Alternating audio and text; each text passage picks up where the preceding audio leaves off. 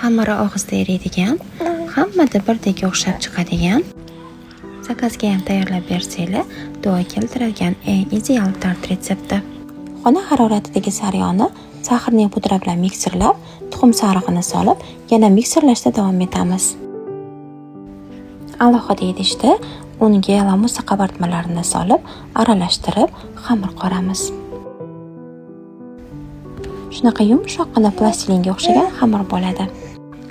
Xamirlarni qolipga joylashtirib, 20-25 daqiqada pishirib olamiz. Bu arada kremini tayyorlab olamiz. Qaymoqga shakar aralashtirib, yarim soatga muzlatishga yuboramiz.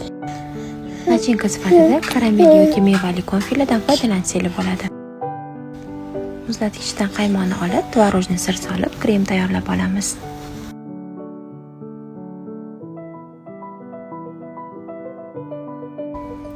Tortlarimizni kremlab, ustini bezatib olamiz.